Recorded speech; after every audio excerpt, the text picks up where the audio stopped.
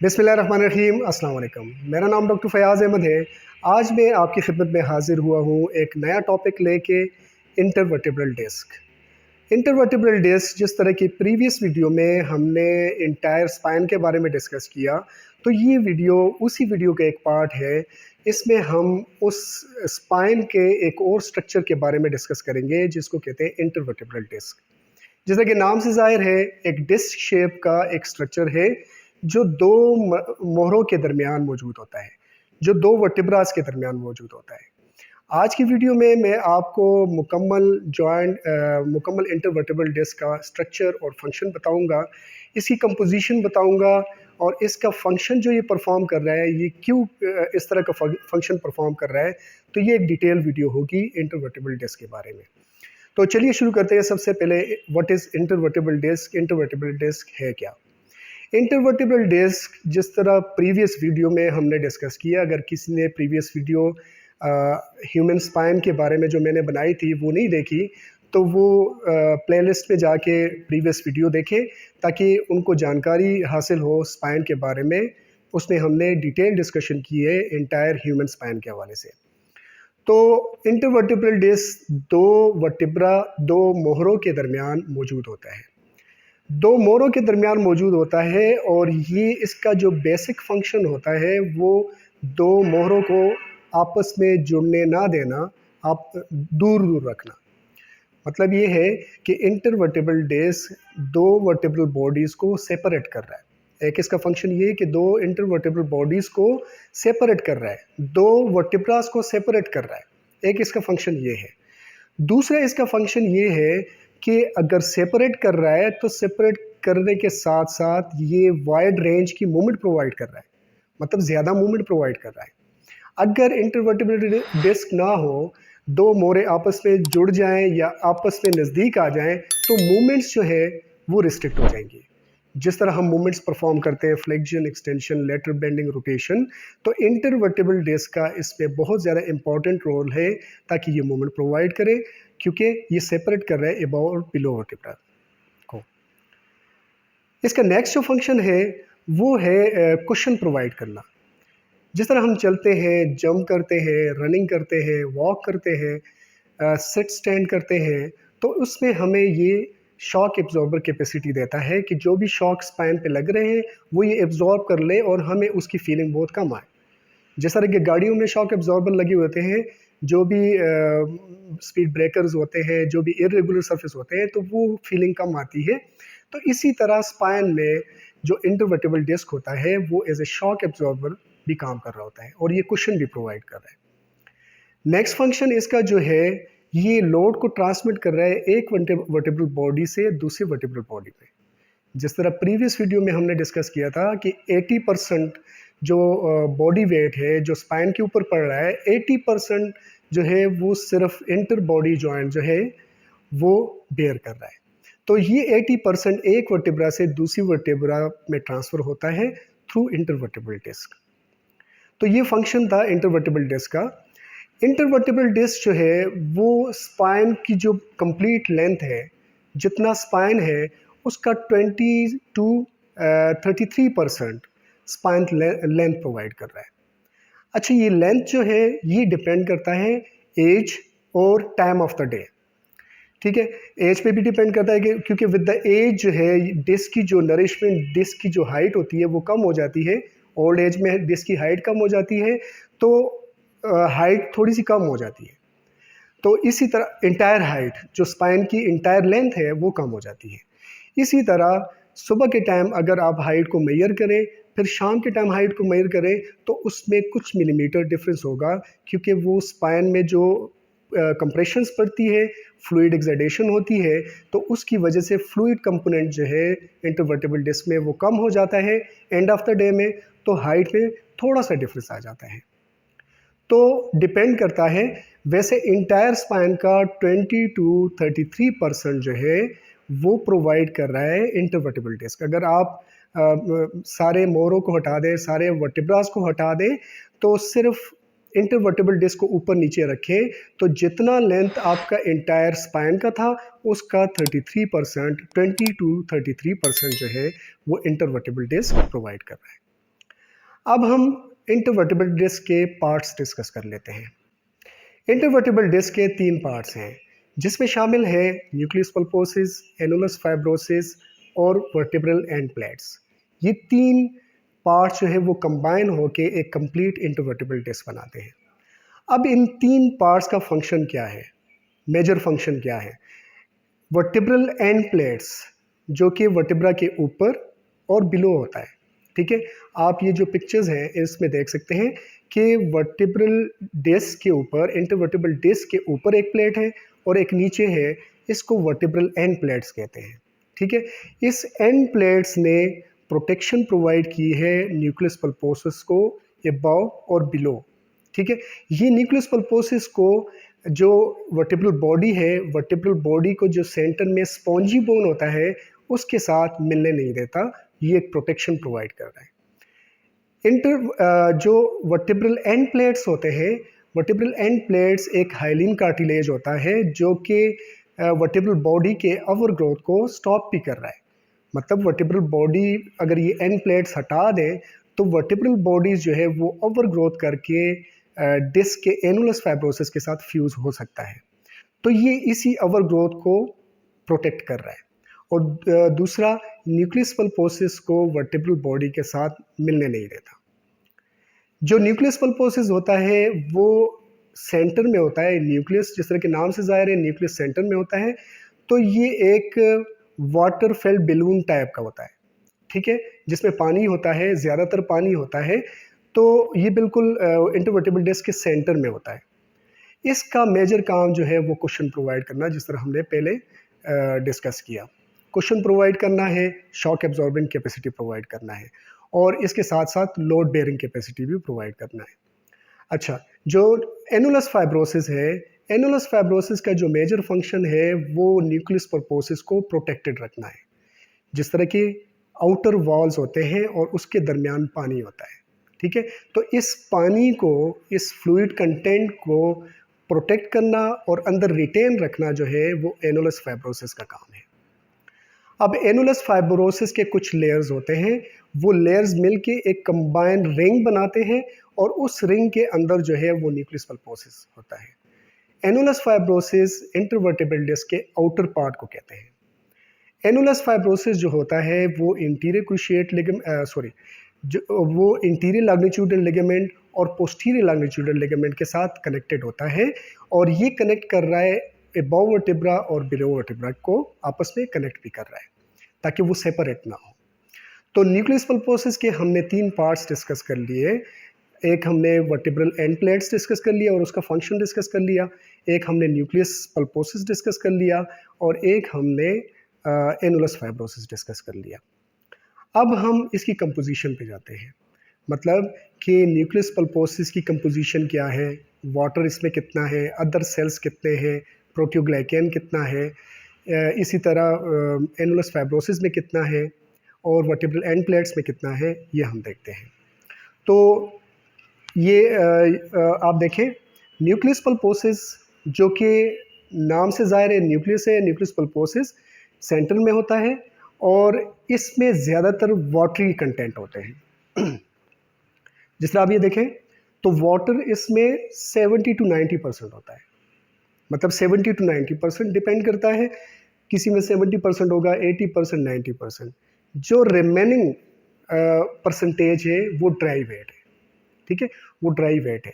Specific water जो है वो 70 to 90%, इसका मतलब ये है कि ये ज़्यादातर पानी होता है, ठीक है। अब रिमेनिंग 10% जो ड्राई वेट है वो 10% या 20% या 30%, जिस तरह 70%, 80% और 90%, ठीक है। तो रिमेनिंग जो 65% of dry weight, for example अगर 80% वाटर है तो 20% में से, जो रिमेनिंग 20% में से 65%, रिमेनिंग 20% जो रह गया वो ड्राई वेट है, वो ड्राई है। जो न्यूक्लियस पल्पोसिस है उसमें ड्राई कंटेंट है, ठीक है। ड्राई कंटेंट में 65% जो है वो प्रोटियोग्लाइकेन्स होते हैं। अब प्रोटियोग्लाइकेन क्या है? ये वो सेल्स है जो वाटर को रिटेन रखते हैं, ठीक है। वाटर को रिटेन, एक जेल लाइक स्ट्रक्चर बनाता है, ठीक है। वाटर रिटेन होगा ताकि बाहर ना निकले और इंटरवर्टेबल डिस्क की हेल्थ जो है वो मेंटेन रहे। प्रोटियोग्लाइकेन का मेन मकसद क्या है? वाटर को रिटेन रखना। तो 65% इस वाटर को जो 70-90% है इसको रिटेन रख रहा है ताकि बाहर ना निकले।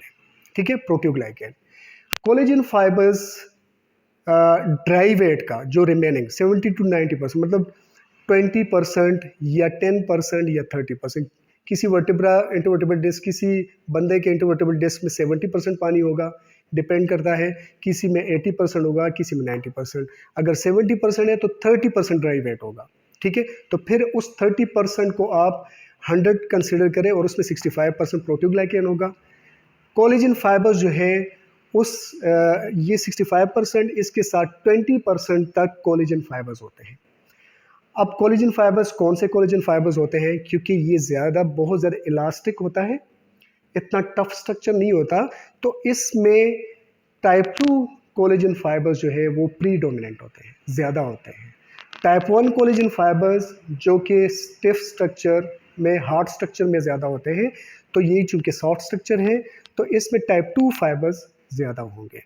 ठीक है, तो 50-20% मतलब 65 प्लस 20%, ये कितना हो गया? 85%। बाकी ड्राई वेट का 85%, बाकी रिमेन रह गया 15%। तो 15% अदर कंपोनेंट, अदर सेल्स होते हैं। अदर सेल्स में कौन से सेल्स होते हैं? जिस तरह ये आप देखें, इलास्टिन होता है, प्रोटीन होता है, प्रोटियोलाइटिक एंजाइम्स होते हैं और कॉन्ड्रोसाइट्स होते हैं। ये अदर सेल्स हैं जो कि ये सारे सेल्स, इलास्टिन जिस तरह की इलास्टिक कैपेबिलिटी प्रोवाइड कर रहा है, प्रोटीन जो है एनर्जी प्रोवाइड कर रहा है, इसी तरह ये डिफरेंट स्ट्रक्चर्स होते हैं, डिफरेंट सेल्स होते हैं, ये न्यूक्लियस पल्पोसिस में अवेलेबल हैं। तो ये टोटल जो है वो 15% ड्राई वेट दे रहा है। ये समझ गए आप लोग? अब एनुलस फाइब्रोसिस। एनुलस फाइब्रोसिस जो आउटर लेयर होता है उसमें वाटर कंटेंट जो है, क्योंकि पूरा स्ट्रक्चर जो न्यूक्लियस पल्पोस जो इंटरवर्टेबल डिस्क है वो एक सॉफ्ट स्ट्रक्चर है, तो उसमें भी 60-70% वाटर होता है, मतलब ज़्यादातर वाटर ही होता है। 20% जो है इसमें प्रोटियोग्लाइकेन्स होते हैं, क्योंकि वाटर की मिकदार उस जैसी नहीं है और हमें ज़्यादा नहीं चाहिए, तो 20% सिर्फ ड्राई वेट जो है वो प्रोटियोग्लाइकेन का है। ठीक है, जो रिमेनिंग 30% या 40% जो है उसमें से 20% जो है वो प्रोटियोग्लाइकेन मौजूद है। इसी तरह कोलेजन फाइबर्स, जिस तरह हमने इसमें कहा 15-20%, तो इसमें कोलेजन फाइबर्स ज़्यादा है।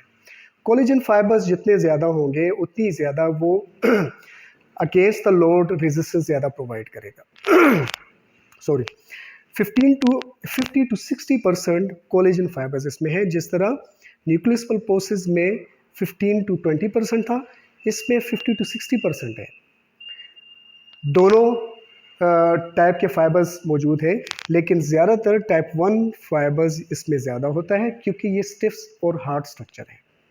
तो टाइप 1 फाइबर जितना भी ज़्यादा होगा तो वो कंप्रेसिव फोर्सेस, शेयर फोर्सेस और टेंसाइल स्ट्रेंथ को बेयर कर सकेगा। ठीक है, तो जो प्रेशर न्यूक्लियस पल्पोसिस पे लग रहा है, जिस तरह एक बैलून को आप सेंटर से प्रेस करेंगे तो वो बाहर की तरफ निकलेगा, तो बाहर की तरफ कोलेजन फाइबर्स टाइप 1 मौजूद है जो इसको रेजिस्टेंस प्रोवाइड कर रहा है। अब 10% रिमेनिंग, जो हमने 60%, 20%, तो रिमेनिंग 10-20% अदर सेल्स होते हैं, जिस तरह इलास्टिन, फाइब्रोब्लास्ट और कॉन्ड्रोसाइट्स। ये अदर सेल्स हैं जो कि एनुलस फाइब्रोसिस में मौजूद होते हैं। ये मैं इंटरवर्टेबल डिस्क बना रहा हूँ। ठीक है, ये न्यूक्लियस पल्पोसिस, एनपी न्यूक्लियस पल्पोसिस, और ये एनुलस फाइब्रोसिस। जिस तरह हमने डिस्कस कर लिया कि एनुलस फाइब्रोसिस इस वाटरी कंटेंट को रिटेन रखने के लिए होता है। अब एनुलस फाइब्रोसिस जो है उसका स्ट्रक्चर जो है वो कुछ लेयर्स पे मुश्तमिल है। ठीक है, लेयर्स होते हैं इसमें, डिफरेंट लेयर्स होते हैं। ठीक है, ये लेयर्स जो है इसमें फाइबर्स, जिस तरह टाइप 1 कोलेजन फाइबर हमने डिस्कस किया, type one, type one collagen fibre. Type one collagen fibres, इसकी अरेंजमेंट कैसे होती है?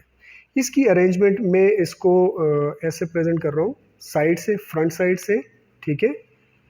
ये एक लेयर, फॉर एग्जांपल ये एक लेयर मैंने ले लिया, तो इसमें फाइबर्स ऐसे होंगे, ये, ठीक है। ये फाइबर्स पड़े हुए हैं। अब इसका दूसरे लेयर के फाइबर्स जो है वो ऐसे पड़े होंगे,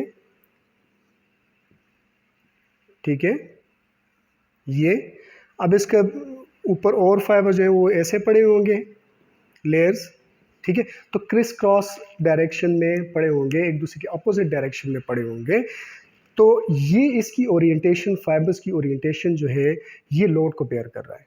फॉर एग्जांपल अगर ऊपर से प्रेशर पड़ेगा तो डिस्क जो है वो चारों डायरेक्शन में प्रेशर डालेगा। जो न्यूक्लियस पल्पोसिस है वो एनुलस फाइब्रोसिस के चारों डायरेक्शन पे प्रेशर डालेगा, ठीक है।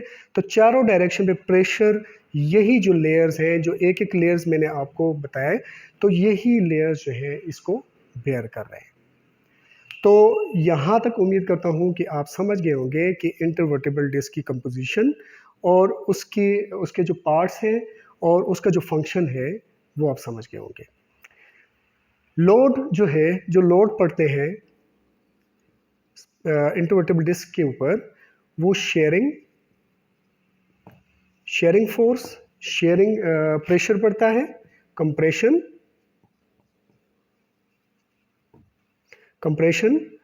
और टेंसाइल फोर्स, ठीक है। ये लोड्स पड़ते हैं और इस लोड को यही जो एनुलस फाइब्रोसिस है ये बेयर कर रहा है। अब इन दो स्ट्रक्चर के बाद जो है, जो वर्टेब्रल एंड प्लेट्स हैं, वो हाइलिन कार्टिलेज, जो कार्टिलेज का स्ट्रक्चर है वही स्ट्रक्चर होता है। तो उसमें प्रोटियोग्लाइकेन, क्योंकि कार्टिलेज है, कार्टिलेज में प्रोटियोग्लाइकेन होता है, कॉन्ड्रोसाइट्स होते हैं, ठीक है, कोलेजन फाइबर्स होते हैं। वो भी स्टिफ स्ट्रक्चर है तो उसमें टाइप वन कोलेजन फाइबर ज़्यादा होगा। तो वो ऊपर, अबाव और बिलो, इंटरवर्टेब्रल डिस्क के ऊपर से और नीचे से प्रोटेक्शन प्रोवाइड करते हैं। तो मैं उम्मीद करता हूँ कि आप इंटरवर्टेब्रल डिस्क के बारे में मुकम्मल समझ गए होंगे। ये एक डिटेल वीडियो थी जिसमें मैंने कोशिश की है कि आपको इंटरवर्टेब्रल डिस्क या मोहरों के दरमियान जो डिस्क होता है उसके बारे में मुकम्मल आगाह कर सकूं। तो डिस्क के बारे में यही सब कुछ था और इंशाल्लाह नेक्स्ट वीडियोस में हाज़िर होंगे। हर एक एरिया स्पाइन का जो है, जिस तरह सर्वाइकल स्पाइन है, गर्दन की रीढ़ की हड्डी, थोरेसिक स्पाइन, कमर की रीढ़ की हड्डी, सब हम अलग अलग उसकी बनावट डिस्कस करेंगे, उसका स्ट्रक्चर और फंक्शन डिटेल में डिस्कस करेंगे। आज के लिए इतना काफ़ी है। अगर आप इस वीडियो के बारे में कुछ सजेशन है आपका और या कोई क्वेश्चन है, आप मुझसे कमेंट में पूछ सकते हैं, या आप चाहते हैं मैं किसी और वीडियो टॉपिक के ऊपर वीडियो बनाऊं, तो आप कमेंट में लाजमी मेंशन कीजिएगा। आपसे इजाज़त चाहता हूं। अल्लाह हाफ़िज़।